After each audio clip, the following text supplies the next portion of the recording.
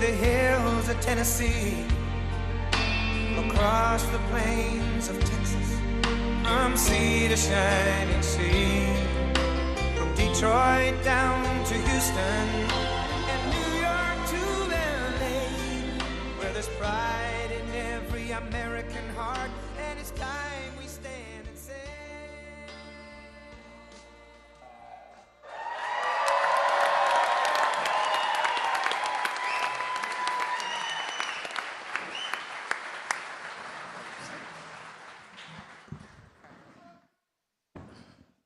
Well, listen, this is a great crowd. Ladies and gentlemen, my name is Congressman Byron Donalds. I have the pleasure of representing the state of Florida, but it is my pleasure to make sure everybody is welcomed to Engineering Design Services right here in Metro Detroit.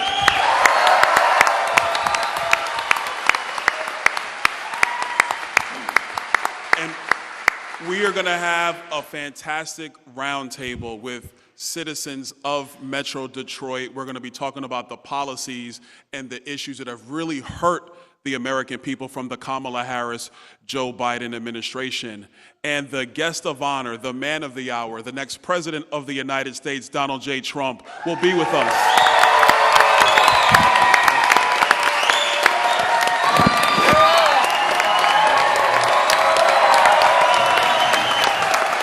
Thank you very much, everybody. Thank you. Well, it's an honor to be with you. We're doing very well in the polls, as you've probably heard. They're getting very big numbers, Byron. They're getting much bigger than even anticipated. So I don't know what that means. That's a poll in itself, but the early voting seems to be even far bigger than we thought, or we had great expectations. People are not loving her, and why should she? She didn't show up for the big Catholic event. This hasn't happened in decades. She didn't show up. She gave a very short tape, and it was not an appropriate tape either, but she probably hasn't figured that out yet. And we should have gotten about 100% of the Catholic vote last night because I showed up. But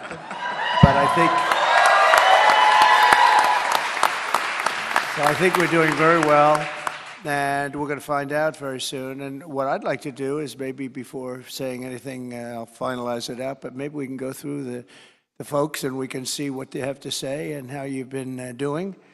And I know one thing, everybody did better 4 and 5 and 6 years ago than they're doing now. That's one thing I know. So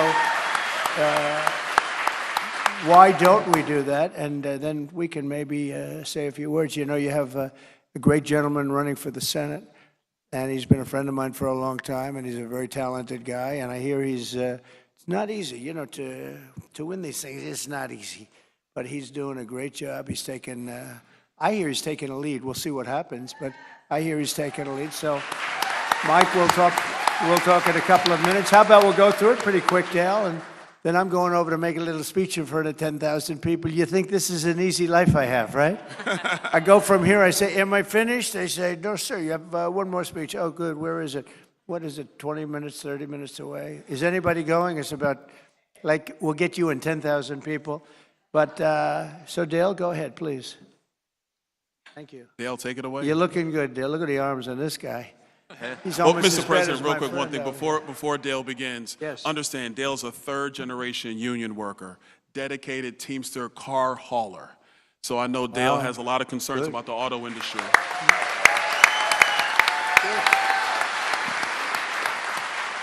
So Dale, please.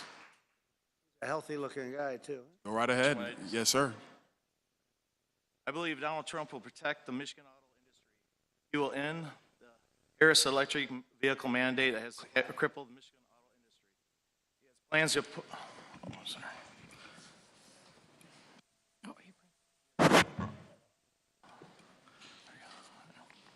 He has plans to impose 200% tariffs on all auto companies that want to ship our jobs out of the country. He will save our jobs. He will put American workers first.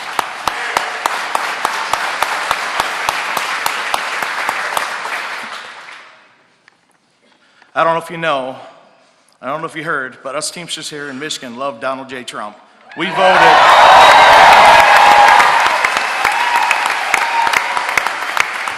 Thank you.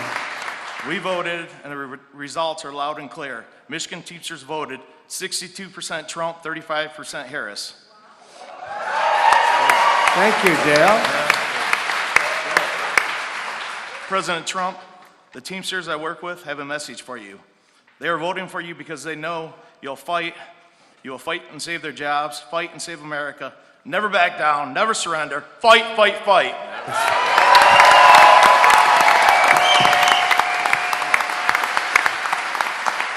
Well, Dale, thank you. And I just want to say, you know Sean O'Brien, right? Sean O'Brien, head of the Teamsters, and he's a great guy.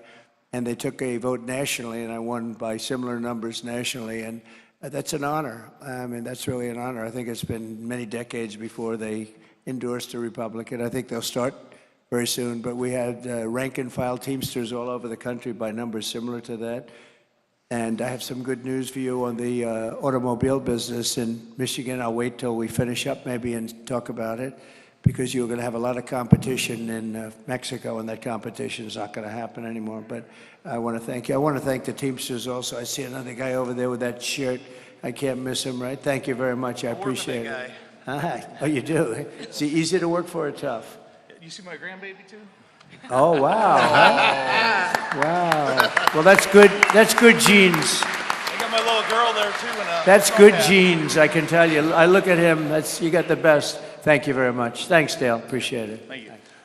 Mr. President, we also have with us your great friend, Howard Lutnick, CEO of Cantor Fitzgerald. That's true. Howard, based upon the last question, what are your thoughts about what we can do to reverse course in the auto industry, save it, bring those jobs back here in America? So, for those of you who remember, my firm is Cantor Fitzgerald, and we were located on the 101st to the 105th floors of the World Trade Center. So I lost my brother Gary, I lost my best friend, I lost 658 people that day.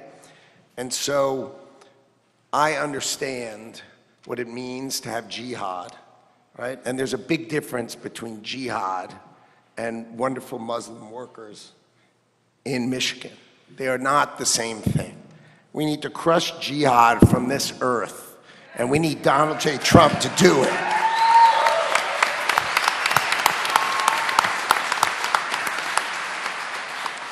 So, I like, my friend, the president, said the other day that tariffs are his favorite word in the dictionary. My old time. What people should understand is that to protect, so what happened when Bill Clinton left office, he did NAFTA, which was another word to say gut Michigan, right? He let all the work go to Mexico, right? And he opened the door in a different kind of border opening. There was a work border opening. And so the tariff model is pretty simple. Lock that door. Bring it back here. Bring the jobs here, bring the factories here. So here's an idea for you that we've talked about. Set significant tariffs out there, and if you open your factory here within 2 years, we'll give you the credit for your tariff, but bring it here. Let's employ our workers here. Let's create power from our workers, who are the best. They are the core of America, right? So, when I first met Donald Trump, I didn't really understand tariffs, and he taught me. And now, I'm just trying right behind them to say, I love the way tariffs take care of America. They will build us. They'll build us stronger. And I run his transition. And so what does transition mean? That means when my friend becomes the 47th President of the United States of America,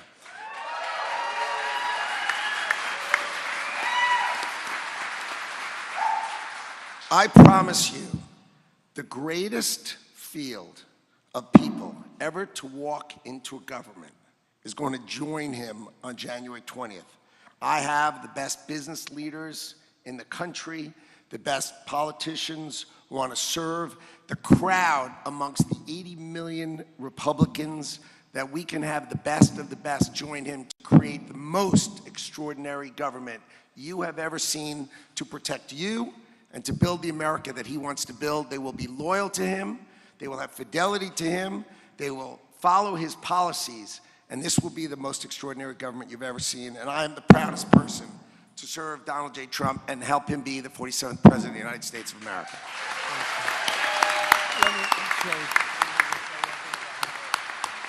Well, thank you very much, Howard. You know, he's being very modest, I have to tell you. This guy is one of the leaders on Wall Street, one of the most respected people in all of business, and certainly all of Wall Street. There's nobody really like him. And he's being very modest. He lost on that horrible day. He lost his entire firm, other than some people in Europe, a few, small group. And he saw it happen. He was driving down the West Side Highway, and he's always in the office at 6 o'clock in the morning, so he would have been there. This was at 8 o'clock. But his wife was just so angry at him because she wanted him to take their child to school because he just doesn't do it, and he won't do it, and he hasn't done it for years. And this was the one day that he wasn't there at 6 o'clock in the morning because he took his child to school, and at about 8:50, which is just as the plane was striking, he was driving down the highway looking at the World Trade Center. This was the only day in years that he wasn't in that building. And do you ever thank your wife, and do you ever thank your child? But it was amazing. And there are miracles in life. We have miracles, and we have help up there, Howard, in my opinion. You and me together, baby. You and me together. In my opinion. But at just the end of that, so he lost. I mean, you saw this. They had the top 3 floors, the top, great firm, and they couldn't get out. There was no way they were getting out. Some of the people were calling their wives, their family. I think you were speaking to your brother, right? Yeah, my sister spoke to my brother. Yes, speaking to your brother. Up there, they knew it was, probably knew it was the end. And Howard sought to rebuild the firm, and he spent a lot of time, a lot of everything, a lot of effort. Most people would have said it was an impossible thing to do. And he rebuilt it bigger, better, stronger. But the big thing is he gave a big chunk of it for a long period of time to the families of those that died in the building. And who would do that? Who would do that?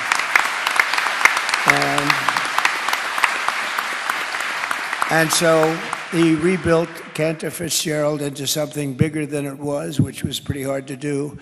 And there are a lot of people that love this guy. He's a special guy, a real talent, by the way, real talent, a brilliant business talent. So he's in charge with a couple of other people we have that are great, work along with him. But he's in charge of that whole transition process, which is a very important process. I love these exploding mics, don't you? No, it's good for emphasis, you know? It explodes every time.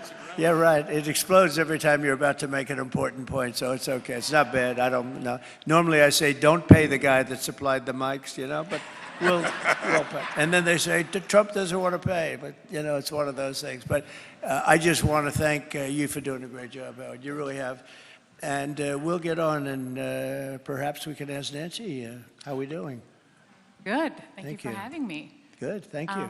My name is Nancy Jaffer. I'm a Lebanese-American Muslim entrepreneur. Good. I am a psychologist and a holistic wellness practitioner. Good. I own a wellness center in Dearborn, Michigan. It's called Evolution Empowerment. And I'm not really here to talk about the economy because with that regard, I have utter faith in you, and you're golden to me. What I am here, you're welcome. What I am here to discuss is the health crisis. And it is exactly that. It's really a crisis in this country. We are the sickest population in the world, and we find it status quo that we spend more money on healthcare than any other country. Right. So we have a system that is looking to obtain lifelong consumers. We're not really looking for cure or healing, and that's very concerning to me. Before I became a holistic practitioner, I was a school psychologist, and I worked for the public schools for over a decade, and I was constantly frustrated with the incessant overdiagnosis and overmedicating and overlabeling of small children. I don't know another country that finds it appropriate to give a 5-year-old 3 different pharmaceutical drugs, including an antipsychotic.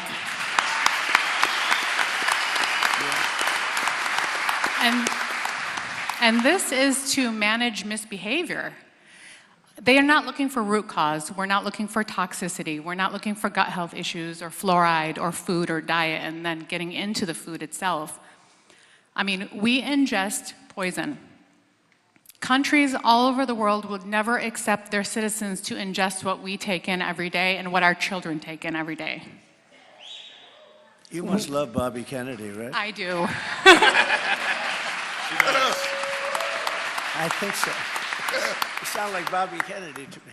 And the thing that I think is even more concerning is that we are inundated with these endocrine disrupting chemicals. And they have these long-term detrimental effects on the reproductive system of both men and women. Fertility rates are down, sperm is lower than it's ever been. It's terrifying to me, honestly. And my purpose is to constantly use every single opportunity to raise awareness about these topics. Right. And to hold our agencies accountable for the fact that we put them in place to protect us, not to harm us. So I also have a purpose to let people know that you don't need to take a narcotic every time you feel a little pain, or that you don't need to be on 3 different antidepressants or anti-anxiety medications to mask a mental health symptom. And certainly to let parents know that it is not okay for birth control to be the first line of defense when your daughter has acne, when your 14-year-old daughter has acne. I find our system archaic. I think it is toxic, and it's corrupt, frankly.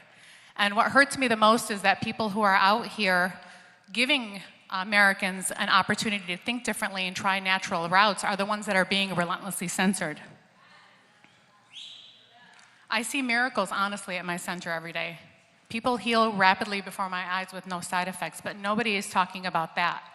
Because the chokehold that Big Pharma has and big agriculture has on us is criminal. And it needs to stop. Nancy, thank you. Thank you so much, Nancy.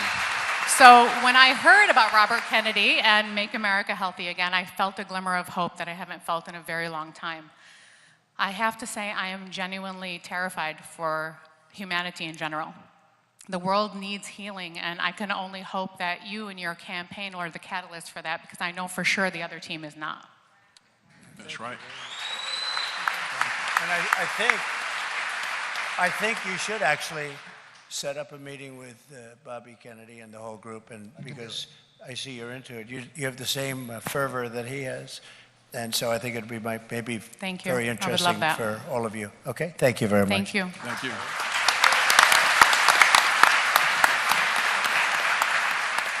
Mr. President, we have with us Jim Taganelli. I got it right, didn't I, Jim? Yes, sir. Jim is the president of the Police Officers Association right here in Michigan. He's been in law enforcement here for decades. Jim, tell us about your concerns about public safety, not just here in Michigan, and tell us also about what it really means to have support for police officers, and when that support is not here, how it demoralizes the police force. Thank you, Congressman. Pleasure to be with you, sir. Thank you, Jim. As you know, we've been endorsing you every time, and we'll continue to, and we'll never be out of your corner. You have. Thank you. We represent about 13,000 police officers in Michigan. It's about 3/4 of the group. And I don't know anybody here that would want to live or invest or work in a town where they're not safe. So no matter what you do, money-wise, no matter what you do with everything else in your life, if you don't feel safe, you're not going to want to go to the restaurant, you're not going to want to pump gas in your own car. In our job, the open borders has been an issue with us. We talked about this a little before, but what's happened is the honor and luster that came with the badge, the people that wore the badge. I'll go back to the Old West.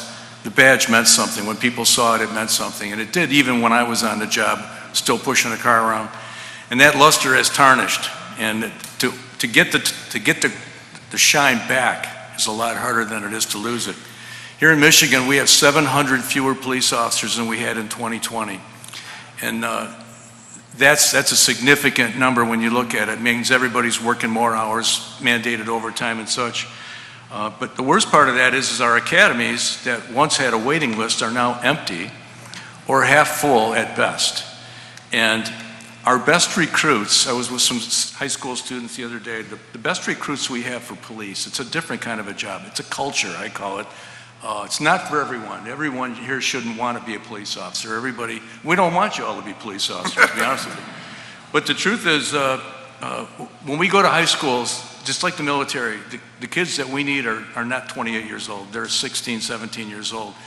And our best recruiters over the years were their senior officers, their dad, their uncle, their grandpa, who are now telling them, you're out of your mind, don't do it.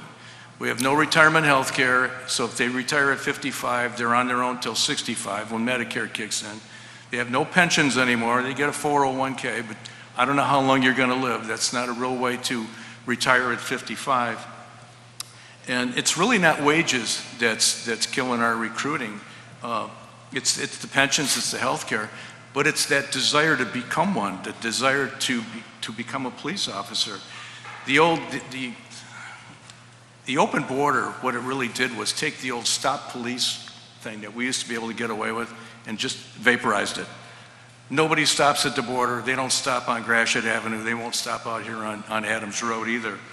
And so what's occurred this year in 90 days, we had 3 police officers shot to death on the job, separate incidents. Not one of them had their gun out of their holster. These weren't barricaded gunmen, wasn't a bank robbery. These were ambushes. That's in Michigan, 3 in 90 days. And they never fired a shot, never got their guns out. So I like to borrow an old line, maybe J.D. Vance would like it, but it's an old Marine. Chesty Puller once said, we've located the enemy, they have us surrounded. That's how I feel right now. They got us surrounded. But when we see you at a funeral, when we see you writing letters, when we see you hugging babies of fallen officers, I just want you to know that we feel like our arms are around those people. And I can't begin to tell you how much that means to us. The things that you do, we've got right now 16 officers indicted for felonies in Michigan that I think if given enough money and time, you'd find that they were all innocent, or most of them. We do hire human beings, so I can't explain everything. But when you have that happen, and you see the bad guys just ignore you, and Anthony here will talk more about how it affects the people on the road, but we can't hire anybody, and it's not about money. People want to give money. I know you understand that you argue with these people, so you just throw money at it. It's stupid. But if we can't get the right candidates, and we can't get them because we're not convincing them at a younger age that this is an honorable job. The honor's gone. I believe in it. I think people here believe in it. I know none of them want to be without police, but we need good people. And so the things that you do, the things that you talk about, qualified immunity, I think most people don't know what it means. We understand it. I know you do. They think with qualified immunity means we can go rob a bank and not get in trouble. Nobody understands that that's not the case. But the things that you do for us, the things that you say, the times that you and I have met before, you spoke at our convention, we did a big screen TV. The things you do really matter, and they do help us. And we're all behind you, 100%. Thank you. Thank you. Thank you.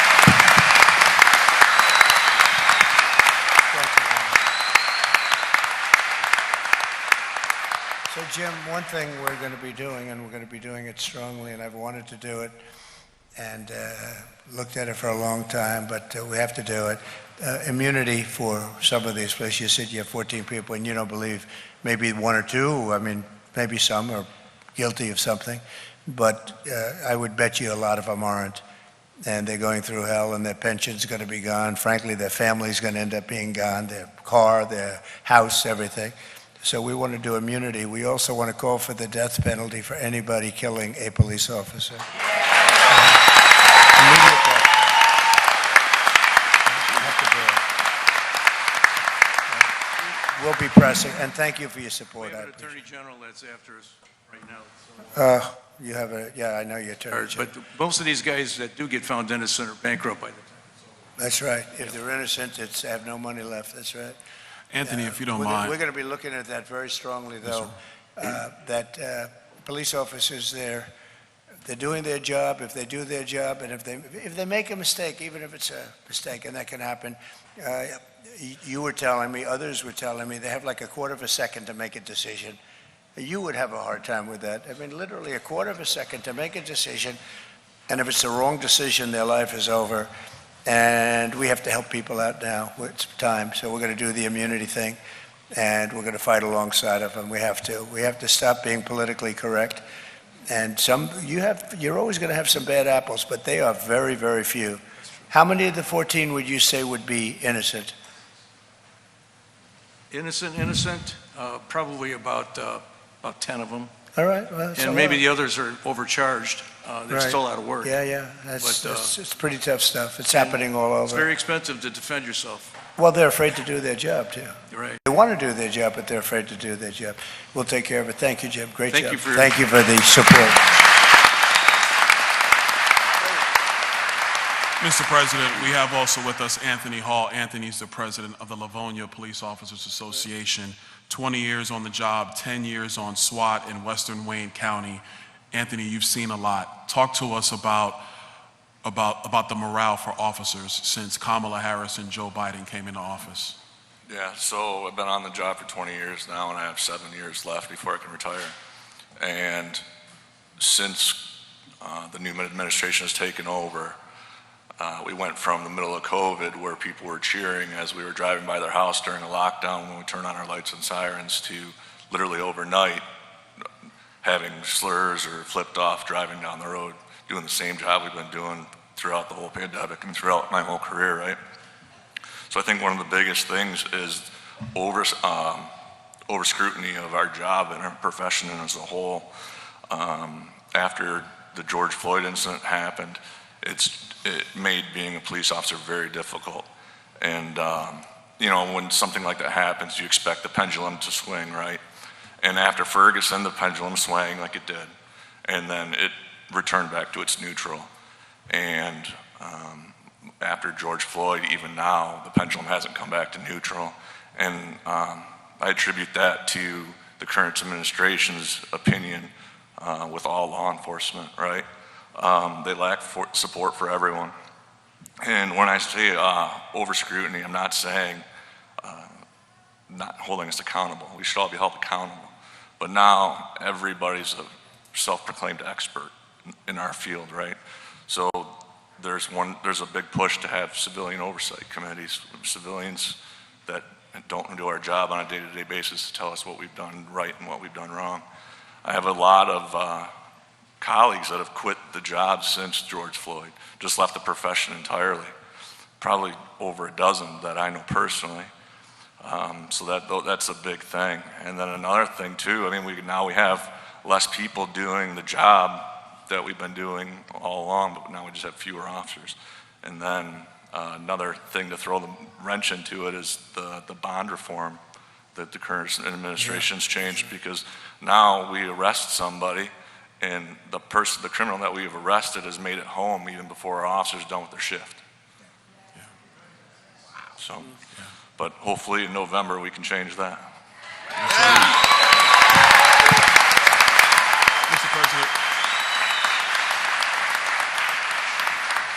Mr. President, we also have us up with here a friend of ours, former member of Congress, Mike Rogers, running for the United States Senate. Mike, you just heard from law enforcement. Yeah. You heard from law enforcement in the state of Michigan. What are your thoughts about the support for law enforcement in the state of Michigan? And frankly, you're going to be a United States Senator pretty soon. That's what people tell me. Your thoughts for around the country as well. As my mother would say, from your lips to God's ears. That would be what you would say. Oh, come on, people, lighten up. Let's go. You're here with the next president of the United States of America.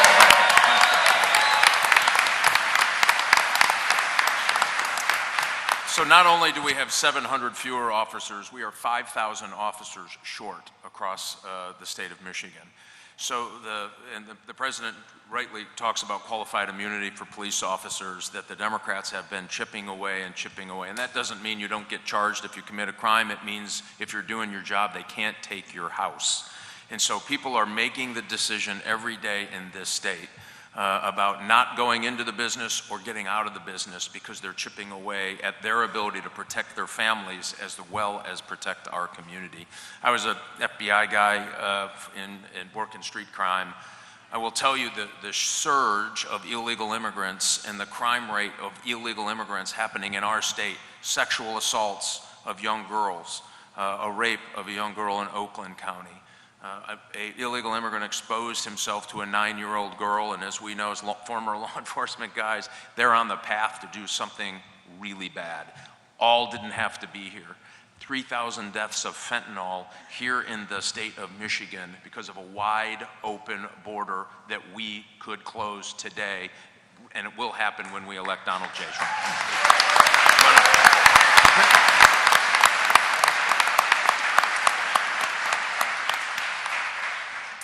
Mr. President, we also have with us Tricia Outen. Now, Tricia, she's a small business owner. The name of her business is Pretty Hunter.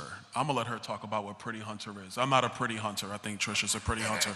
I'm gonna let her talk about that. But Tricia is also a mother of 3, and she's a candidate for the school board here in the state of Michigan.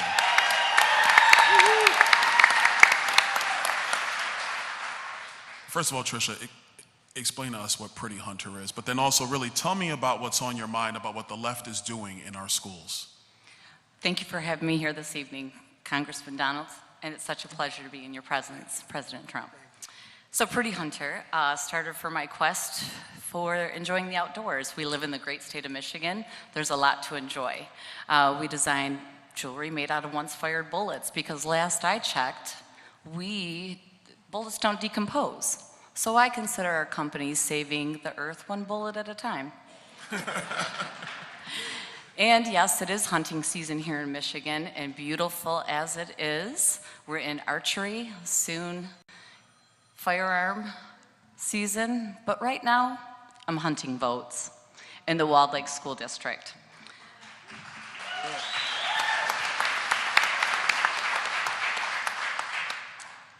The question of what the left is doing wrong in the school system is very vast, so I'm going to try to keep this short and sweet. I can confidently tell you our schools have lost their way. The left has and is inundating our schools with DEI and ideological rhetoric, while frivolous spending on shiny new buildings with a fireplace and waste buckets shipped to Michigan from California.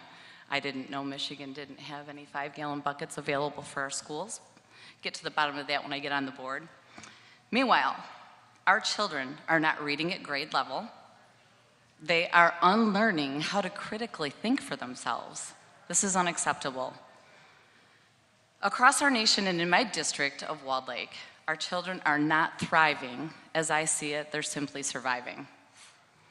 We are seeing influence as early as preschool that introduces hate, fear, into these young minds, and it's devastating for me to uncover this as I've begun to run for the board. Our children are being taught that they have privilege or lack thereof. Some are even being taught that they are less than because of the color of their skin or because of where or how they were born. President Trump, with you back in that Oval Office, I am confident that we can make our children's future bright again.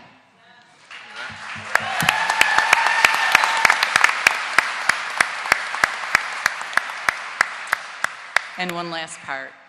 Because schools are focusing on these ideologies instead of focusing on academic foundations and hunting what is good in the world, we are ruining an entire generation of children. We are at a turning point in history. Right now, in my opinion, we simply need to get back to basics. Literacy, arithmetic, I don't know, maybe even writing. Furthermore, we simply need to put EDU before DEI. Thank you. Thank you. Thank you, Tricia. You're right. Mr. President, last but not least, we have with us Tim Gregory. Tim Gregory is a UAW worker for 46 years with GM. 46 years. He looks good. He looks good. He does look good. You look young. Thank you. Tim, I know that for you, God comes first, Correct. then your family, and then this country. Amen. I know that. But tell us, how you truly believe that Donald Trump is the answer, not just for Michigan, but for UAW workers, to not only keep their jobs here in Michigan, but also to keep the auto industry alive and well in the United States.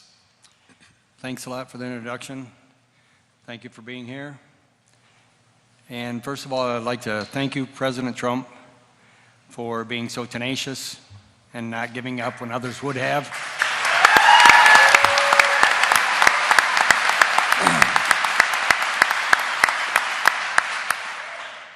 And also because of the years I have working through the UAW and General Motors, I think that your record shows that because you have a background of being in business, I think that you see the changes and what we need, where we need to go in order to grow the business and grow the jobs. And I also see that your policies in the past and the policies you say you're going to enact with the border, with China, with our energy resources, the direction you wanted to take from a long time ago, back when you were president before. That's why I think you're best for this country, you're best for the UAW, and you're best for the workers.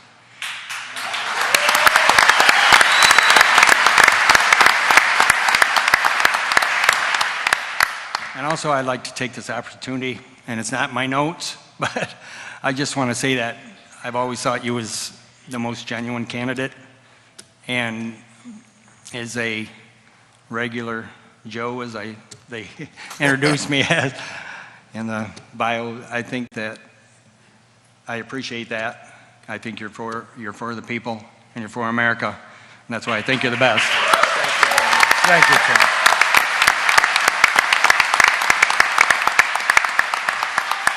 Well, I want to start by saying you look a lot younger than you must be, because if you've worked for the company 46 years, that's a long time. You look like you're 35 years old. I would say, what's that all about, right? What are you doing? What are you doing? Well, you believe in God, that I can see. And I hear that once in a while. But you're very lucky in that sense. Thank you very much. I want to, it sort of pertains to what you're saying. So I'll just make this statement. A big thing happened over the last couple of days for Michigan and for Detroit and for the country. Howard knows all about this, but some of the biggest auto plants in the world were planned for Mexico. And I've been talking about it for the last year. I've been talking about the whole concept for 10 years, 15 years. I mean, even as a private person, I couldn't believe how they were just, how companies were and countries were coming in and stealing our jobs, stealing our plants. Everyone's unemployed, then they sell cars back in. Everyone, all they do is you get fired, and then they make the car and they sell it into our country. They make a lot of money. We make nothing. We have unemployment. And I've watched this for 20 years. I've watched it for so long, and it's disgraceful. And so I have good news for you. I've been talking about, in particular, one giant plant, bigger than anything you've ever seen. And you know the story where a person I know is, he builds plants. That's what he does. And I said, I want to see a plant, a big one, about a year and a half ago. And he said, okay, when do you want to go to Mexico? I said, no, I want to see one here. He said, we don't build them here big. We build them, but they're little by comparison. China is building the biggest ones in Mexico. I said, that's not good. I don't like that. No. And he said, well, that's the way it is. I said, I'm not going to Mexico. I'm not going to look at them in Mexico. I want to see them here.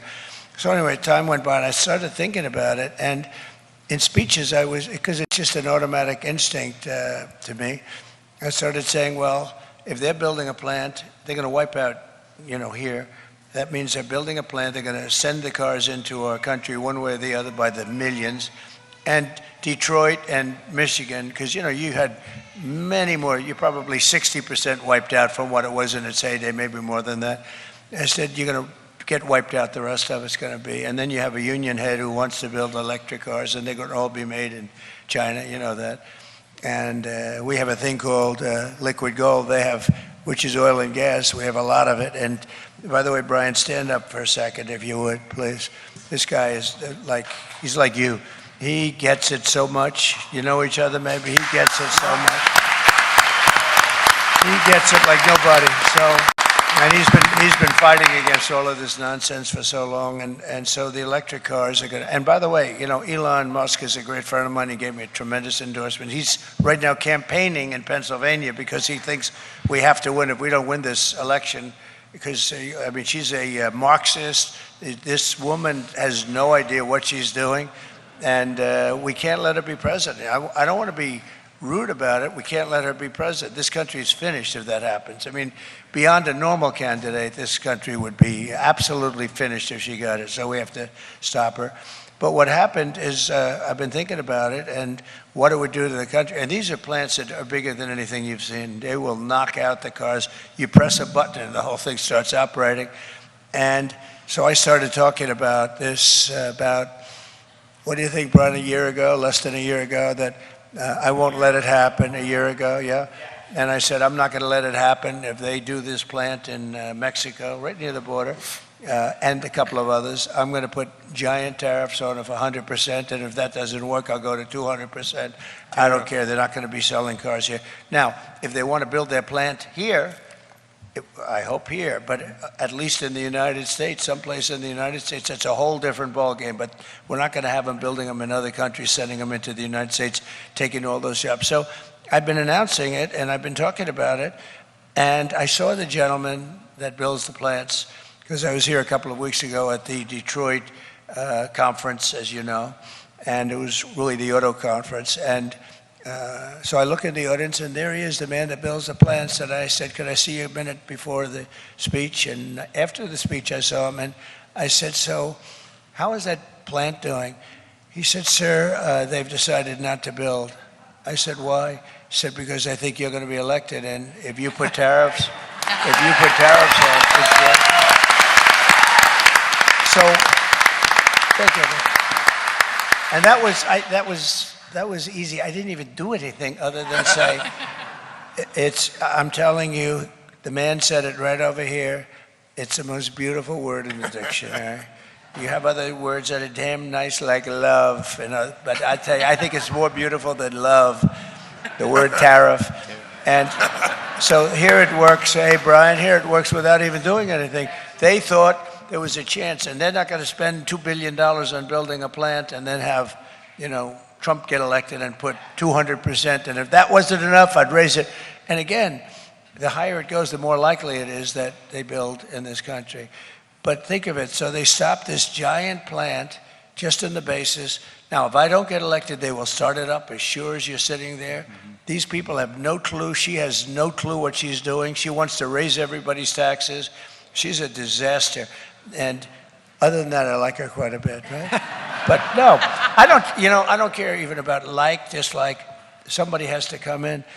We did great the first time. We did better the second time. As everybody knows, we got millions of more votes.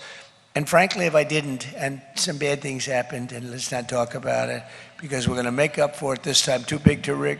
But I will tell you, if I didn't do well the second time, I wouldn't have done it. But I watched Biden and her, and now especially her, because she's worse than Biden. I watched them, and I said, I got to run again. I got to run again. That's what happened, because they said they're ruining our country with the open border. I mean, 8,000, just the drug dealers, 8,000 drug dealers, 13,099 murderers in jail. They're going to let them out of jail.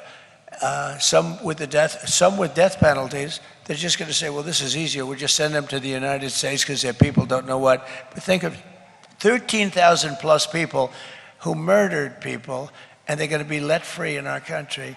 And then you have their prisons are being emptied up, like Venezuela. They're emptying up their prisons. Their crime is down 72% in Venezuela. If they get elected, we're all friends. If they get elected, we'll all meet next year in Venezuela, because it'll be the safest country, because they've emptied out. And let me tell you, it was a very unsafe country. Caracas, you couldn't walk across the street. It's sort of like some of our cities are getting, right? Our cities are getting like that.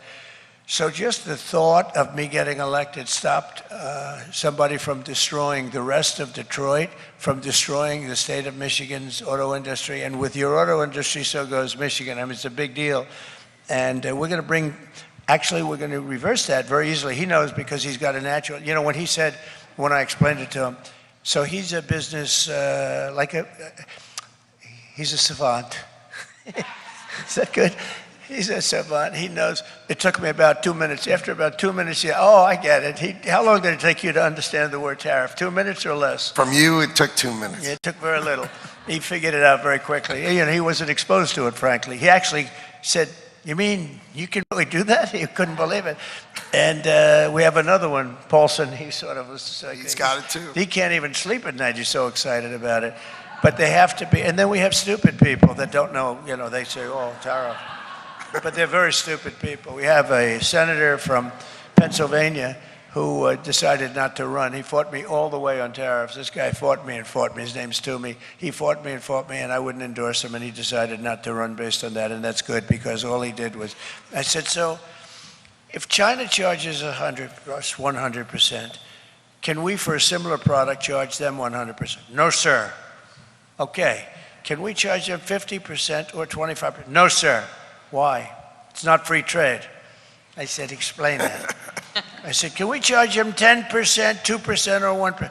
No, sir, it's not free trade. I said, you gotta be kidding. And I said, I wouldn't endorse you under any circumstances. Now, I don't know if he really believed this or, because he's not a stupid guy. Did he really believe this or was there something else going on? But anyway, so we're gonna bring back the auto industry, but also, Tim, a lot of other industries. This pertains to many. We talk about cars because it's so nice to talk about cars. Sort of the ultimate thing to manufacture. But we're going to bring back a lot of industry, and it's going to be great. Fantastic presentation. We appreciate it from everybody. And is that your father over there? Who is that guy, though? The good-looking guy. Is he your father with that shirt on? I like that color. I'm going to wear a couple of them now, I think. I've got such support from the Teamsters, I'm going to have to wear that, I think. But I want to thank everybody. And again, support, always you've been with me, and I appreciate it very much, Jim. Thank you very much. Thank you. Well, everybody, this concludes our town hall. Thank you so much for being here. President Trump, thank you.